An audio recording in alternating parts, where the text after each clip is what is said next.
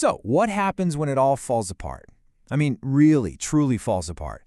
Today, we're going to dive into a pretty powerful story about losing everything, only to find the one thing you can never really lose, your own inner strength. We're going to walk through this story after the rain and see how our absolute lowest moments can, strangely enough, become the very foundation for our greatest comebacks. And the story kicks off with just 3 words. Everything is over. That is the sound of rock bottom. It doesn't ease you in. Nope. It just drops you right into the heart of despair, a place where it feels like all the lights have gone out. This is where we begin. All right, so who is this person? Who's at the center of this storm? Let's meet our protagonist, a man named Aram. At the precise moment, his entire world has just crumbled around him. So Aram is 35, an age where you're supposed to be hitting your stride. And he was. He was a successful architect, a guy who literally built worlds from the ground up. But now, poof, it's all gone. His career, his family, his identity, everything. And all that's left is this hollow, empty look in his eyes. He's a shell of who he used to be. Just picture this scene. He's sitting all alone on a park bench, just soaking wet from the rain, totally exposed. But the real storm isn't the one outside, it's the one raging inside his head. He's just stuck on this horrible replay loop of his worst moments. The echoes of shouting, the sharp crack of a judge's gavel, the final heavy slam of a closing door. These aren't just memories, they're ghosts, and they're haunting him.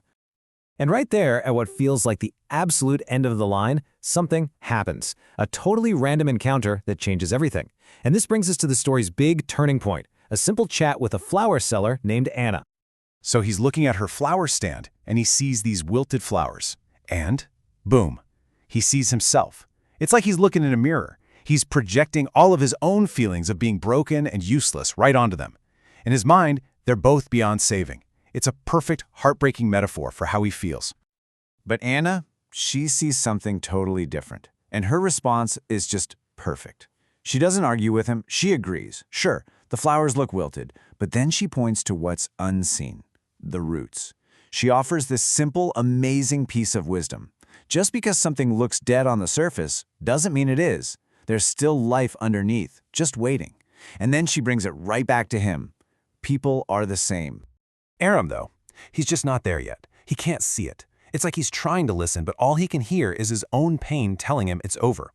From where he's sitting, the damage is total. It's final. He truly believes he has absolutely nothing left to rebuild with.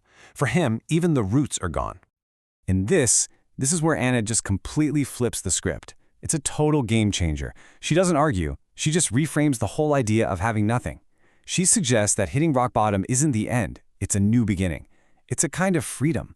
When you've lost everything, you're also no longer carrying the weight of it. In a really strange way, you're free.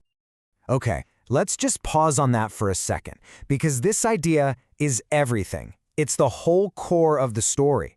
Anna basically handed Aram a brand new pair of glasses to see his life through. It's this concept of seeing hardship not as a dead end, but as a doorway. So here's the big idea. Hardship isn't some kind of cosmic punishment. It's more like a stress test. It rips away all the external stuff we use to define who we are. Our job, our status, our things, and it forces us to find out what we're actually made of on the inside. It shows us what our real foundation is. And really, it all just boils down to this. One single shift in perspective. The belief that your lowest point isn't a grave, it's a garden bed waiting for a new seed. This one idea is the spark that ignites everything that happens next for Aram. Okay, so that's a nice idea, right? But what does it actually look like in real life? Aram doesn't just magically snap his fingers and get his old life back. No.